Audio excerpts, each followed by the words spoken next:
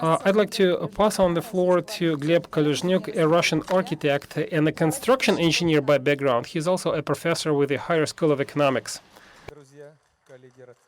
Thank you so much, ladies and gentlemen. It's great to see all of you here today, and it's an honor for me to be able to tell you about my project. The previous speakers described a unique and out-of-the-box garden. And, my co-designers are also in the room, so if I miss out on anything, I guess they will add a few words to that. We had an entire team of co-designers, and, all of them are based in St. Pete. Therefore, in our case, designers had to come to Moscow from St. Pete to install the garden and then to maintain it. And naturally, we experienced certain challenges with the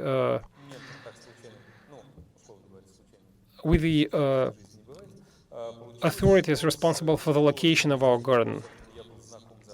I was familiar with the location proposed by the mentors. The hospital that we visited initially turned out to be a bad location. So on the premises of the 5th municipal hospital, it was darker than we wanted the spot to be.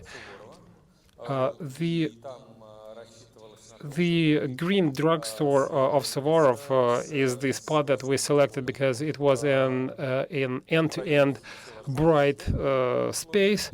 So when we checked the two locations, we realized that the first one was not suitable enough because either we would have to redo the garden altogether, and right next to it there was Hospital 1.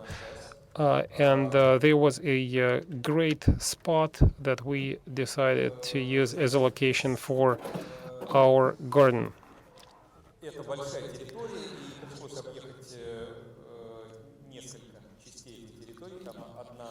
The premises are huge, and we had to examine the entire premises of Hospital 1.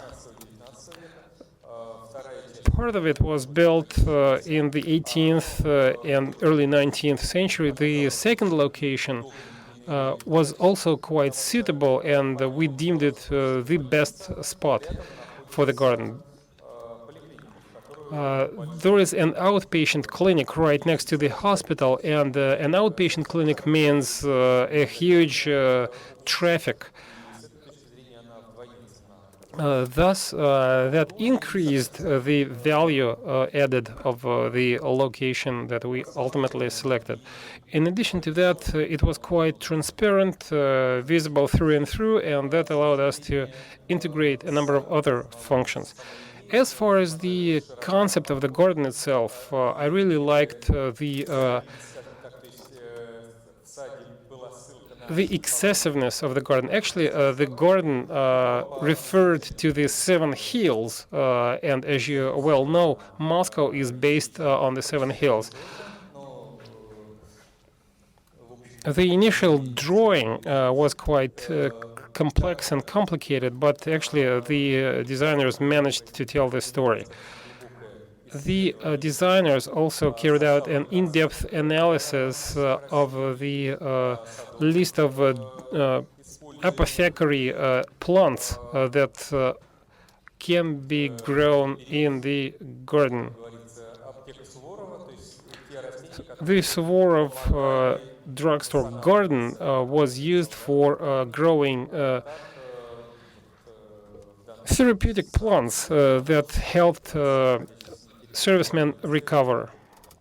And like I said, our garden was deployed on the premises of a hospital. Thus, we wanted plants to have a recovery effect as well. The number of plants is huge. Many of them were filtered out, and thanks God, we didn't have the horseradish for instance, because otherwise it would be really difficult to maintain this. And the huge plants were also removed because this site wasn't that big.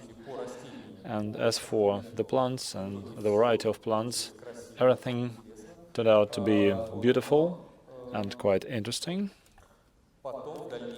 And later on, since this garden was initially designed as a temporary one, and the first city hospital is a cultural heritage site, that's why we had other issues. So the garden couldn't be introduced lower than the zero level. And when we designed this project, we saw that, well, if the temporary gardens have an issue, and that is the sustainability of materials and durability. So here you can see that there are no supporting walls for the plants. If the garden is built on the ground. And here all the garden was on the hills, which was very positive. And we also had a large tree bridge, which was quite reliable. So here you can see some of the authors when receiving the award. Here you can see this outpatient hospital, quite a lot of traffic here. This is a place where you can have some rest. This bench is quite popular. And there are some alternative routes for people with kids and just to walk around and think. They have some alternative routes here, the gravel roads. And everything is really reliable and durable, the structures and the foundation. It can survive quite a lot of people, as you can see.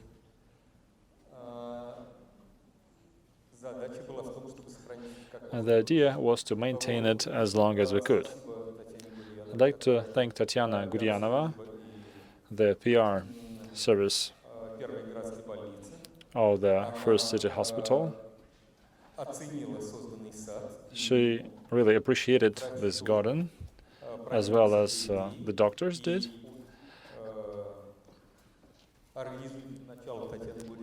And Tatiana Guryanova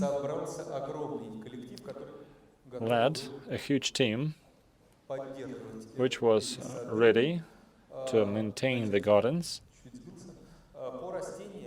A few words about the plants and ways to maintain the plants. We had an issue. The plant was initially a temporary one for an exhibition, and that's why there were quite a lot of plants. Well, some are quite usual, like the ones you can see in the screen, and apart from that, we had quite a lot of shrubs, like the juniper and pine tree, and the density of planting was very high, 4 times the norm, and me, the architect, could give them some advice how to solve the problem. And my idea was that we should group it. So there shouldn't be, the juniper trees mixed with huge trees, and because they can suffocate each other. And in spring, we will rearrange the planting jointly with the authors. So we will plant it in such a way that the growing plants shouldn't conquer more and more land. So we'll go beyond the initial site, and this way the garden would provide greenery to new spaces.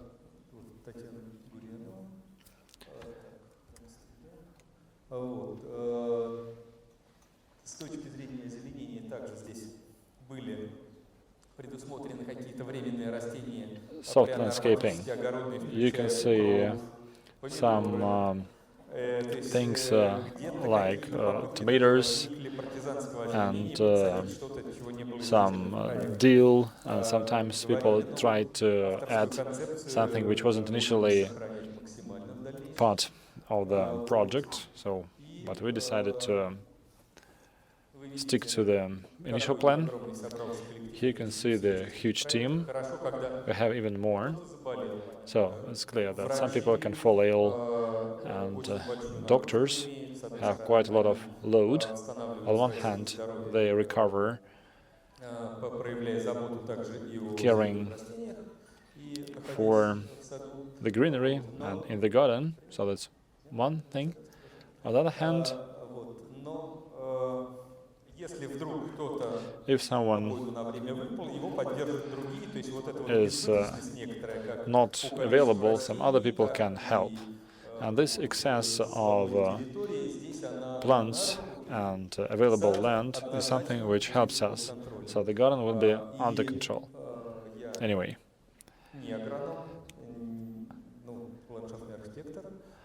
Okay, I'm a landscape architect. I'm not a horticulture expert. So, to have it well maintained, we have my colleagues, Dmitry Gasse. We collaborated on many projects. He is a soil expert. He lectures at the Moscow State University on the soil science. So he's a very good expert in the plants biology. And he arranged a masterclass for further maintenance, and he's ready to take this over. So in spring we will replant all this, and this is a picture taken yesterday. You can see that it's still beautiful even under the snow. And here you can see some traces on the snow. So this is a little bit out of the major routes, but people still go there and have rest. Even when it's windy and snowy, they still do go.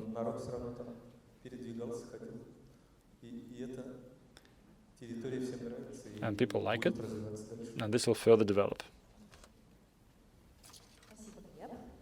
Thank you. Thank you, Gleb. I can see the questions. So if you have questions, please raise your hands so that our staff can bring the mics to you. Good afternoon. My question is on vandalism. So some people, they take things with them, they dig it out and take these things with them. Do you consider this? Do you try to fight with it somehow? Well, there have been some attempts to snatch our dill or tomato. Some dill was stolen, I don't know, maybe for making some canned vegetables, so they saw it. So, the pine trees and the birch trees, they are not subject to vandalism that much. So kids in social areas, they can run around and they can destroy things, but in this case, the patients are adults primarily, and we don't have this issue. Well, we have a bench there, and we have their waste bin, so and we also have lights there, so you can see things. And cigarettes should be thrown there, it's clear. And we have an author here, so we can invite the author to the stage. The floor is yours. Any questions?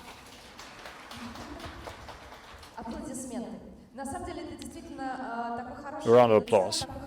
Well, this is a really good case showing that in difficult conditions you can find people who are ready for sacrifices for a public good. And we can see that the energy of one or a number of people is enough to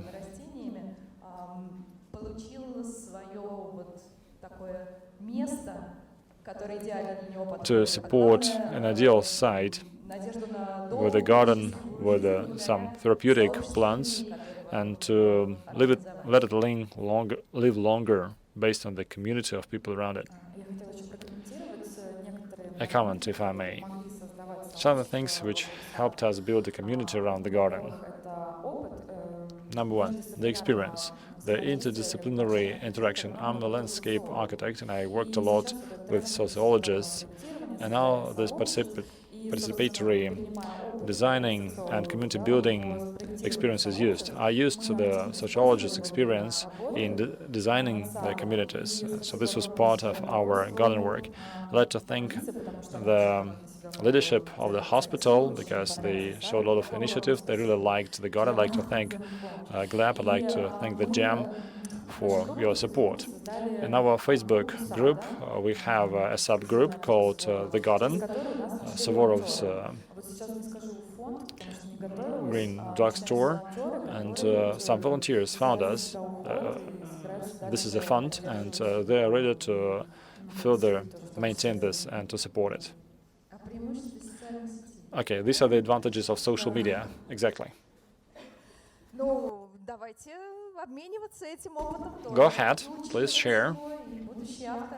And the future authors, those who designed the social gardens, they can put down a number of hints, I believe, and this will be further used so that the GEM, the authors, and their facilities could merge their effort effectively. Thank you very much. I'd like to thank the Flower GEM for the social topic and for developing it. Yeah, that's what we take pride in. Thank you.